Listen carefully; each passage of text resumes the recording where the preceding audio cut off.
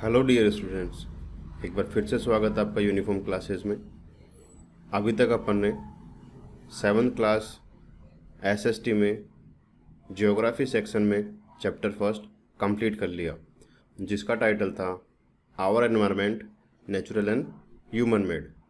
आज हम देखने वाले हैं उसी चैप्टर के कुछ प्रॉब्लम्स, कुछ क्वेश्चन आंसर अपन देखेंगे। कुछ इसमें fill in the blanks type में होंगे, कुछ मल्टीपल टाइप्स में होंगे, इसके अलावा कुछ ट्रू एंड फॉल्स टाइप के होंगे। ओके, तो स्टार्ट करते हैं सेशन को। सबसे पहले अपन देखते हैं section A, fill in the blanks. तो सबसे पहले अपन देखेंगे fill in the blanks type के क्वेश्चंस। उसमें देखते हैं क्वेश्चन नंबर 1। क्वेश्चन नंबर 1 है the environment can be divided into dash spheres, how many spheres we can divide the environment. तो इसका आंसर होगा 4। जैसे कि मैंने आपको बताया था, अपन एनवायरमेंट को 4 भागों में बांट सकते हैं। कौन कौन से थे?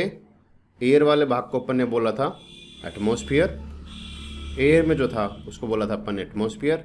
जो लैंड में था उसको अपन ने बोला था लिथोस्फीयर। इसके अलावा जो वाटर वाला पार्ट था उसको बोला था अपन ने हाइड्रोस्फीयर। और जो 4 पार्ट था जो इन तीनों से मिलके बनता है उसको बोलते हैं अपन बायोस्फीयर। सो इस क्वेश्चन का आंसर होगा 4 स्पेयर्स। इसके बाद देखते हैं question number 2। The envelope of air that surrounds the earth is called what. तो इसका आंसर होगा कि जैसे मैंने आपको बताया था, अपनी अर्थ है, अर्थ को चारों तरफ एक पूरा एयर का बबल जैसा कुछ है, और उस बबल को अपन ने बोला था एटमॉस्फेयर। तो इसका आंसर होगा atmosphere. Atmosphere. Okay, next question देखते हैं। The average thickness of the lithosphere is dash kilometres. तो देखिए बेटा, मैंने आपको लिथोस्फीयर की एक एवरेज थिकनेस बताई थी। उसमें मैंने आपको बताया था जो कॉन्टिनेंट वाला जो पार्ट था, इस तरह से मैंने आपको बताया था, एक कॉन्टिनेंट वाला जो पार्ट होता है उसकी जो थिकनेस होती है वो ज़्यादा होती है, लेकिन जो ओशन वाला जो पार्ट है उसकी थिकनेस थोड़ी कम होती है। तो इसकी जो थिकनेस, जो एवरेज थिकनेस है, उसको बोलते हैं 100 किलोमीटर्स। अप्रोक्सीमेट 100 किलोमीटर्स जो है वो लिथोस्फीयर की थिकनेस होती है। इसके बाद देखते हैं question number 4। The part of the earth which is covered by water is called. अभी जैसे मैंने अभी बताया आपको, वाटर वाले पार्ट को क्या बोलेंगे अपन? हाइड्रोस्फीयर। तो इसका आंसर हो जाएगा hydrosphere. Question number 5। Question number 5 है the narrow belt of living organism is called the dash. तो अभी जैसे अपन ने डिस्कस किया कि ये जो 3 जो स्पेयर्स थे, एयर से बन के, लैंड से मिलके और इसके बाद वाटर से मिलके, इन तीनों से मिलके जो स्पेयर्स बनता है उसको बोलते हैं अपन बायोस्फीयर। तो इसका जो आंसर हो जाएगा वो हो जाएगा बायोस्फीयर। बायोस्फीयर। बायोस्फीयर में सभी लिविंग ऑर्गेनिज्म को अपन काउंट कर लेते हैं। Question number 6। क्वेश्चन नंबर 6 है plants animals and dash are an important part of the biological environment. तो इसका आंसर हो जाएगा कि वो सारी चीज़ें जो कि लिविंग है और उनमें रेस्पिरेटरी सिस्टम होता है, तो वो सारा किस में आता है? Biological environment. तो यहाँ पे देखो, प्लांट्स की बात हो गई, एनिमल्स की बात हो गई, तो ह्यूमंस भी एनिमल्स में आ गए। कौन बचे? सबसे छोटे जो जीव बचे उसको बोलते हैं अपन माइक्रो ऑर्गेनिज्म। उसको बोलते हैं अपन क्या? Micro organism. ओके, तो इसका आंसर हो जाएगा microorganism are an important part of the biological environment. इसके बाद देखते हैं क्वेश्चन नंबर 7। क्वेश्चन नंबर 7 है dash environment sustains the biotic और लिविंग वर्ल्ड। ऐसा कौन सा एनवायरनमेंट है जो कि बायोटिक भी है और लिविंग वर्ल्ड भी है? तो अभी जैसे इसके जस्ट ऊपर वाला अपन ने देखा था क्वेश्चन, क्वेश्चन नंबर 6 इसका आंसर आता है। ये है कौन सा? बायोलॉजिकल। ये है biological environment. Biological environment. Okay, so let's move ahead. Question number 8 है dash is the only animal which interferes with the environment. तो बताइए बेटा, ऐसा कौन सा है जो कि एनवायरनमेंट को एक्सप्लॉइट भी कर रहा है और इसका यूजफुल तरीके से इसको मॉडिफाई भी कर रहा है। ऐसा ओनली एक ही प्राणी है और वो कौन है? ह्यूमंस। तो इसका आंसर हो जाएगा human is the only animal, human is the only animal which interferes with the environment. Next देखते हैं question number 9। The environment is combination of dash and dash phenomena. तो इसके बारे में देखो, अभी अपन ने इसको जब चैप्टर शुरू हुआ था तो अपन ने एनवायरनमेंट को 2 भागों में बांटा था। We divided environment in 2 parts. The first one is natural and the second one is human made. तो इसका आंसर हो जाएगा किसका कॉम्बिनेशन है? एक तो नेचुरल और एक ह्यूमन मेड।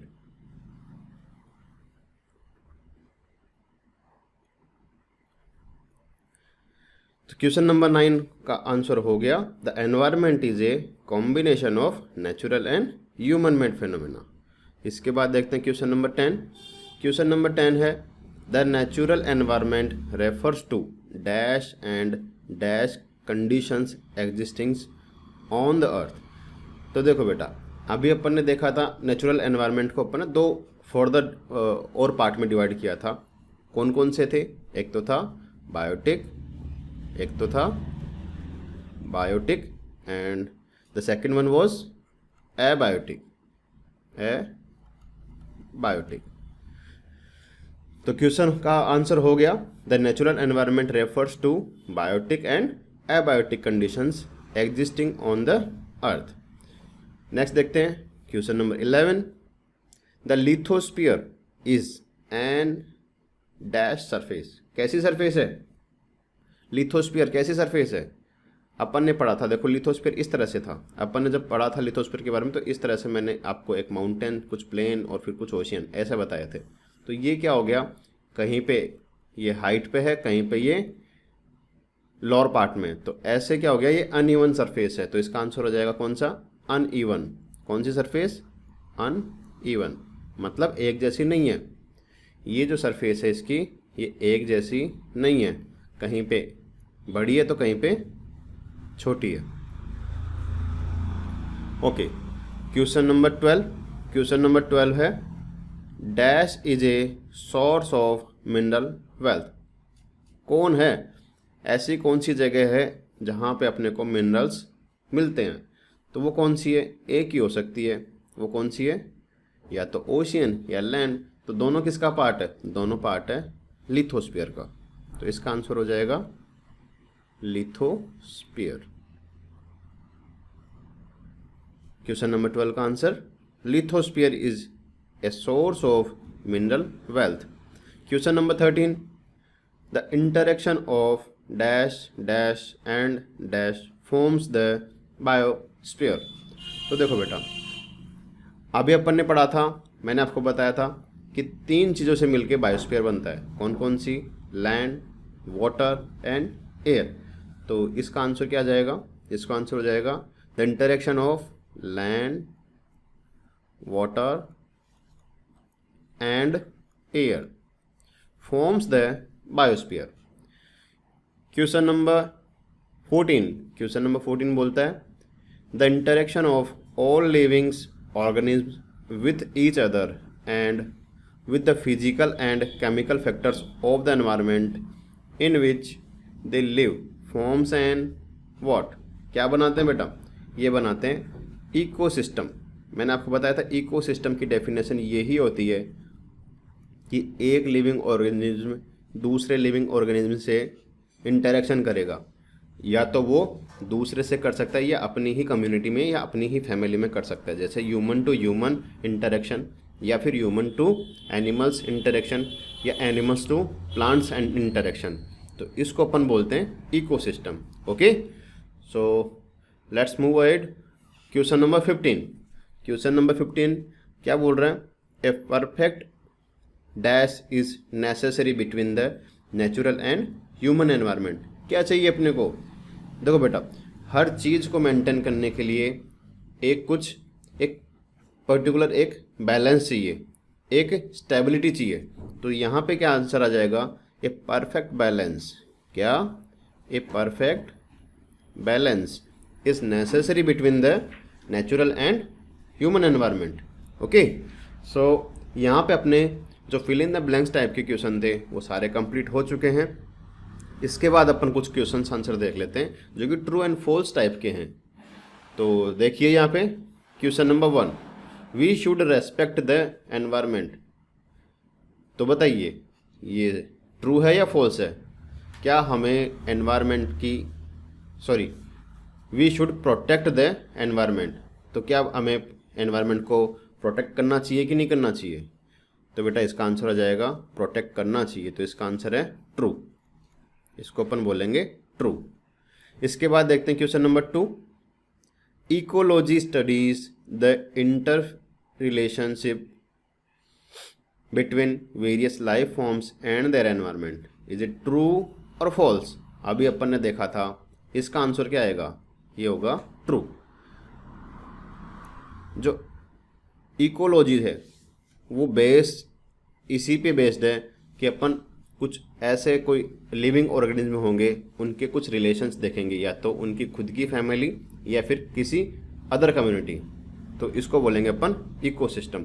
क्वेश्चन नंबर 2 का आंसर क्या आ जाएगा? ट्रू। ये स्टेटमेंट ट्रू है।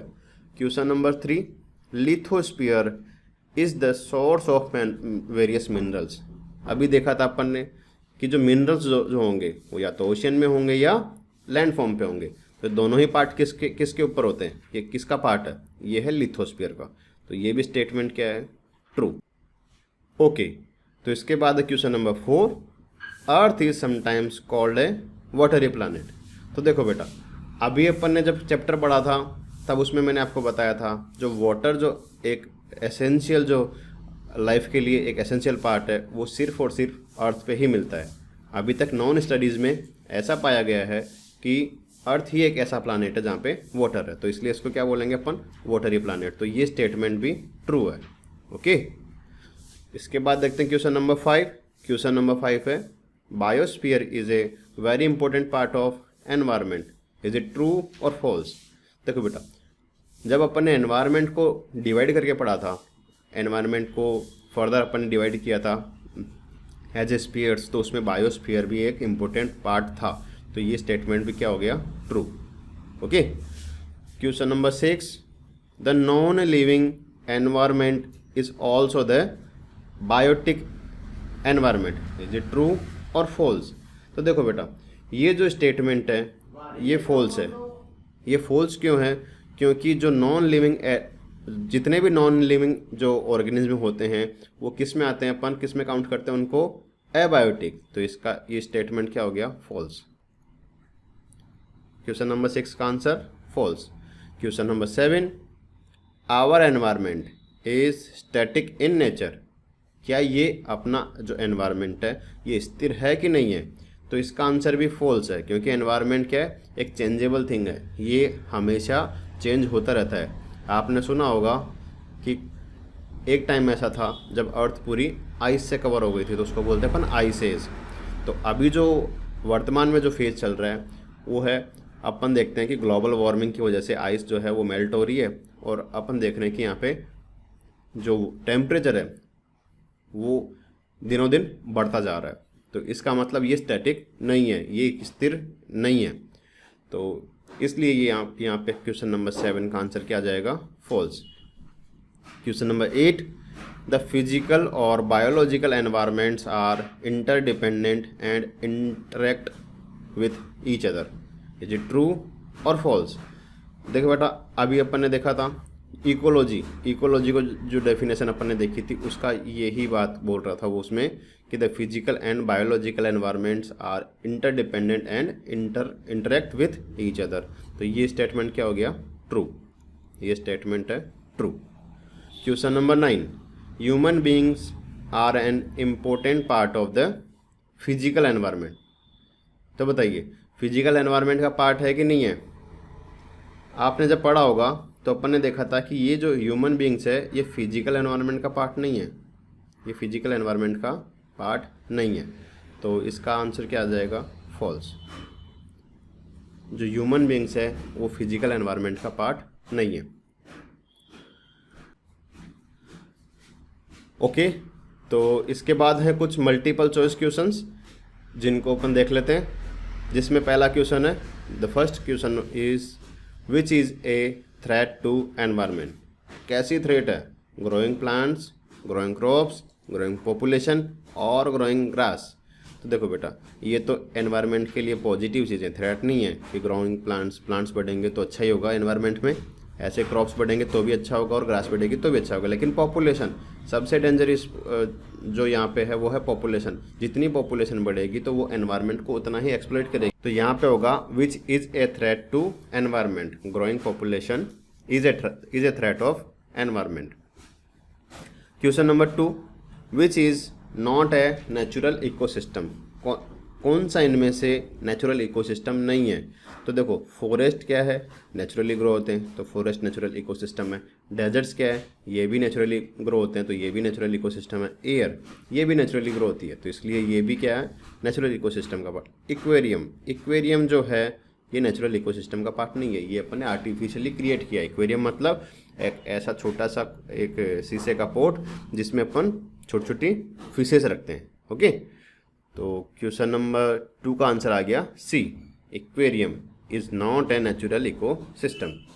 Question number 3, a narrow zone where land, water and air interacts. कौन सा पार्ट है ये? जब चैप्टर पढ़ा था अपन ने देखा था सिर्फ एक ऐसा पार्ट, सिर्फ बायोस्फीयर ही है जो तीनों से मिलके बनता है, तो इसका आंसर आ गया ए, biosphere. Biosphere is a narrow zone where land, water and air interact. Question number 4 है the density of the atmosphere dash with height। क्या एयर की डेंसिटी, क्या एटमॉस्फेयर की डेंसिटी जैसे जैसे अपन हाइट पे जाते हैं बढ़ती है, घटती है या सेम रहती है? तो जब अपन ने चैप्टर पढ़ा था उसमें मैंने आपको बताया था जो एयर होती है वो उसमें कुछ गैसेज होती है, और गैसेज किससे बनती है? कुछ पार्टिकल से, और जो भी पार्टिकल होगा उसमें कुछ ना कुछ वेट होगा। तो जितनी सारी जो गैसेज हैं वो सारी क्या होती है? सरफेस के आसपास में एक जगह इकट्ठा हो जाती है। तो जैसे अपन देखते हैं कि जो अर्थ का सरफेस होगा वहाँ पे मैक्सिमम एयर डेंसिटी होगी, और जैसे जैसे अपन हाइट पे जाएंगे एयर वहाँ पे कम हो जाएगी, तो जहाँ पे एयर कम होगी तो वहाँ पे डेंसिटी भी ऑटोमेटिकली कम हो जाएगी। तो इसका आंसर क्या आएगा? ये क्या करती है? ये होती है डिक्रीज, कम होती है। जैसे जैसे अपन हाइट पे जाते हैं तो एटमॉस्फेयर की डेंसिटी कम होती है। क्वेश्चन नंबर 5 है dash is responsible for all weather phenomenas. कौन है जो कि सारे वेदर फिनोमेना के लिए रेस्पॉन्सिबल है? जैसे जब अपन क्लास में पढ़ रहे थे तो मैंने आपको बताया था कि एटमॉस्फेयर का एक इम्पोर्टेंट रोल है। वो क्या है कि ये क्या करता है, ये वाटर को, जब वाटर इवेपोरेट होता है तो ये वाटर को इवेपोरेशन के थ्रू एयर में ले जाता है, और एयर में ले जाने के बाद में ये एयर में ये वाटर क्या होता है? कंडेंसेट होता है। कंडेंसेशन की जो प्रक्रिया होती है उसके बाद में क्या होता है? क्लाउड्स फॉर्म होते हैं। क्लाउड्स फॉर्म होने के बाद रेनफॉल आता है, और इसके साथ ही अपन देखते हैं ये एटमॉस्फेयर की वजह से ही क्लाइमेट चेंज होता है। इसी की वजह से ही अपन देखते हैं साइक्लोन्स वगैरह आते हैं, जो स्टॉर्म्स आते हैं, वो सारे किस में आते हैं? ये सारे किस में आते हैं? एटमॉस्फेयर में। तो वेदर फेनामिना मतलब कि जितनी भी मौसम से संबंधित जितनी भी क्रियाएं वो कहाँ होती है? एटमॉस्फेयर में। तो इसका आंसर क्या आ गया? ए, एटमॉस्फेयर। इसके बाद देखते हैं question number 6। Question number 6 is dash is the source of all humidity present in air. तो कौन सा ऐसा पार्ट है जो कि ह्यूमिडिटी के लिए रेस्पॉन्सिबल है? ठीक है, तो इसका आंसर हो जाएगा हाइड्रोस्फीयर। हाइड्रोस्फीयर का मतलब ही ये है कि जितना भी वाटर जो कि अर्थ पे प्रेजेंट है उसको अपन काउंट कर लेते हैं किसमें? हाइड्रोस्फीयर में। तो hydrosphere is the source of all humidity present in the air. Okay, question number 7 is dash of the earth is covered with water. तो देखो बेटा, अपन ने देखा था जब वाटर को मैंने डिफाइन किया था कि अर्थ पे कितना है, तो मैंने आपको बताया था 3/4। 3/4 जो है ये अपनी अर्थ पे वाटर है, और 1/4 जो था वो अपनी अर्थ पे लैंड सरफेस था। अब इसको मैंने आपको एक स्पेसिफिक आपको परसेंटेज बताई थी। इसका तो बनता है, वैसे तो बनता है इसका 75%, लेकिन ये 75% ना हो कि कितना है, इसको अपन रफली बोलते हैं 3/4 part of earth is water. But इसका जो परसेंटेज में अपन देखते हैं, फिक्स परसेंटेज देखते हैं, तो वो आता है 71%। ठीक है, तो इसका आंसर आ जाएगा क्या, 71% of the earth is covered with water. Next देखते हैं question number 8, the lithosphere has an average thickness of about. तो देखो बेटा, अभी अपन ने देखा था लिथोस्फीयर की हाइट कितनी थी, थिकनेस कितनी थी, वो अप्रोक्सीमेट थी। एवरेज जो थिकनेस है वो है 100 किलोमीटर्स।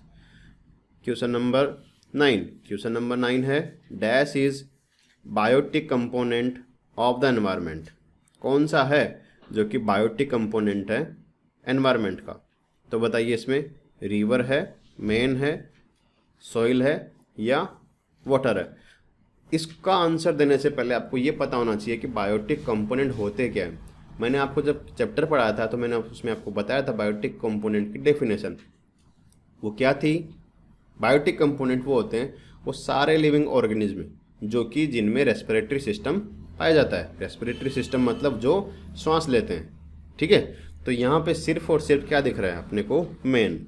तो men option number A is a biotic component of the environment. Okay, question number 10 है, the normal lapse rate of the temperature in the troposphere is 1 degree Celsius for every.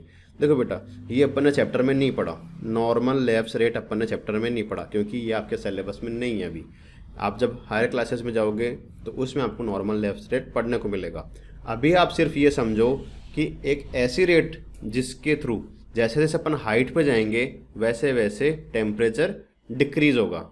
ठीक है, तो वो temperature कितनी height पे जाने पे decrease होता है तो उसको बोलते हैं अपन नॉर्मल लैप्स रेट। जैसे कुछ मीटर होगा, उसके ऊपर जाने पे 1 डिग्री सेल्सियस, 1 डिग्री सेल्सियस जो होगा वो टेम्परेचर नीचे चला जाएगा। तो इसका आंसर आ जाएगा 165 मीटर। जैसे अपन ऊपर जाएंगे वैसे वैसे टेम्परेचर 1 डिग्री सेल्सियस नीचे आ जाएगा। ओके, जैसे अगर सरफेस पे टेम्परेचर 27 डिग्री सेल्सियस है, अगर मैं 165 मीटर में अगर ऊपर जाता हूँ तो उसका टेम्परेचर कितना हो जाएगा? उसका टेम्परेचर हो जाएगा 26 डिग्री सेल्सियस। ओके, इसके बाद देखते हैं question number 11, environment is the dash that surround any living organism. Environment is dash that surround any living organism. तो बताइए, इसमें अपन ने क्या पढ़ा था? प्लेस भी पढ़े थे अपन ने, पीपल भी पढ़े थे और थिंग्स भी पढ़ा था। तो इसका मतलब क्या हो गया? All of these. एनवायरनमेंट वो है जो कि एक प्लेस होगा, एक चाहे पीपल हो चाहे एक थिंग्स हो, उसके आसपास में जो भी उसके सराउंडिंग में जो भी वो बनता है, एक सराउंडिंग जो चीज़ें बनती है वो सारी किस में आती हैं? वो आती है एनवायरनमेंट में। ओके, तो क्वेश्चन नंबर 12 है, land forms are found over the where. कहाँ पाए जाएंगे लैंड फॉर्म्स? क्या आपको लैंड फॉर्म्स ओशन में देखने को मिलते हैं? बताइए, क्या आपको लैंड फॉर्म ओशन में देखने को मिलते हैं या आपको सिर्फ कॉन्टिनेंट पे देखने को मिलते हैं या ओशन फ्लोर्स पे भी देखने को मिलते हैं? तो देखो बेटा, इसका जो आंसर आ जाएगा वो आ जाएगा लैंड फॉर्म्स की बात कर रहा है। तो लैंड फॉर्म्स का मतलब कुछ अलग अलग चीज़ें, जैसे कि माउंटेन्स हो गया, प्लेटू हो गए और प्लेन्स हो गए। कहाँ देखने को मिलेंगे अपने को? कॉन्टिनेंट पे। ओके, तो इसका आंसर आ जाएगा continent. Land forms are found over the continents. इसके बाद देखते हैं question number 13। Question number 13 is the human environment does not reveal the dash. क्या रिवील नहीं करता human environment? Option number A है activities among human beings surrounding the human beings. Option number B, plants and animals. Option number A, activities among human beings. Option number B, plants and animals that surround the human being. Option number C, creations among human beings. Option number D, interactions among human beings. तो बेटा, इसका answer जो होगा वो होगा human जो environment है वो इसको रिवील नहीं करता। किसको रिवील नहीं करता? Option number B, plants and animals that surround the human being. ठीक है, सिर्फ इसको रिवील नहीं करता, बाकी वो सारी एक्टिविटी को रिवील करता है। जैसे कि ह्यूमन बींग्स की बीचों में, ह्यूमन बींग के आपस में जो एक्टिविटी होती है उसको रिवील करता है ह्यूमन एनवायरनमेंट। इसके अलावा क्रिएशंस अमंग ह्यूमन बींग्स, जो कि ह्यूमन के द्वारा जो बनाई गई जो भी चीज़ें, उनको ह्यूमन एनवायरनमेंट पे अपन काउंट कर लेते हैं। इसके अलावा जो ह्यूमन टू ह्यूमन इंटरेक्शंस होते हैं उनको भी अपन ह्यूमन एनवायरनमेंट में काउंट कर लेते हैं। ओके, तो क्वेश्चन नंबर 13 का आंसर हो गया option number B. Question number 14 है land, water, air etcetera comprise the dash environment. कैसा एनवायरनमेंट? तो देखो बेटा, ये क्या है? नेचुरल चीज़ें, लैंड, वाटर और एयर, ये सारी क्या है? नेचुरल चीज़ें। तो इसका आंसर क्या जाएगा? Natural environment. Okay, question number 15, hydrosphere is dash. Option number A, essential for all living organism. Option number B, not essential but is beneficial for all living organism. Option number C, essential for all non living things. Option number D, both, A and C. तो इसका answer हो जाएगा essential for all living organism. मतलब अगर water नहीं होगा तो वो सारे लिविंग ऑर्गेनिज्म जिनको रेस्पिरेटरी सिस्टम होता है वो जीवित ही नहीं रह पाएंगे। जैसे प्लांट्स हो गए, अपने एनिमल्स हो गए, ह्यूमंस हो गए और माइक्रो ऑर्गेनिज्म हो गए, वो सारे क्या हो जाएंगे? डेड हो जाएंगे। बिना वाटर के वो सारे के सारे मर जाएंगे। तो इसलिए हाइड्रोस्फीयर क्या? एसेंशियल है। सारे जो भी ऑल लिविंग ऑर्गेनिज्म है उनके लिए, सबके लिए एसेंशियल है। Okay, question number 16, the thin layer of air that surrounds the earth is. कौन सी थी? एयर की बात आती है तो वहाँ पे अपने को क्या करना हमेशा? एटमॉस्फेयर। तो the thin layer of air that surrounds the earth is atmosphere. Question number 17 है the dash holds the atmosphere around the earth. Atmosphere को कौन यहाँ पे अर्थ पे रोक के रखता है? तो ये इसके बारे में अपन जब चैप्टर पढ़े थे तब मैंने आपको बताया था कि अर्थ का जो ग्रेविटेशनल फोर्स है वो ही अर्थ पे एटमॉस्फेयर को रोक के रखता है। क्योंकि ग्रेविटेशनल फोर्स अर्थ का इतना है कि वो एटमॉस्फेयर को रोक के रख पाता है, इसलिए यहाँ पे लाइफ एग्जिस्टेंस है। ऐसा मून पे नहीं है, ऐसा मार्स पे नहीं है। वहाँ पे कोई टाइम पे वहाँ पे जीवन था, लेकिन वो जैसे वहाँ पे ग्रेविटेशनल फोर्स जो था वो कम था, इस वजह से वहाँ पे एटमॉस्फेयर वहाँ से रिमूव हो गया। तो इस वजह से वहाँ पे वो लाइफ भी रिमूव हो गई। तो इसका आंसर हो गया क्वेश्चन नंबर 17 का answer, gravitational force of the earth holds the atmosphere around the earth. तो इस तरह से अपना चैप्टर के सारे क्वेश्चंस अपन ने देख लिए, जिसमें अपन ने देखे fill in the blanks, true and false. उसके बाद अपन ने कुछ मल्टीपल चॉइस क्वेश्चंस देखे। इसके बाद चैप्टर में कुछ शॉर्ट टाइप क्वेश्चंस भी हैं, लॉन्ग टाइम क्वेश्चंस भी हैं, उनको अपन कभी और डिस्कस करेंगे। फिलहाल के लिए अपन इस सेशन को यहीं पे ओवर करते हैं। अगर आपको ये क्लास अगर अच्छी लगी है तो आप इस वीडियो को शेयर कीजिए, लाइक कीजिए और ज़्यादा से ज़्यादा लोगों तक इसको पहुंचाइए।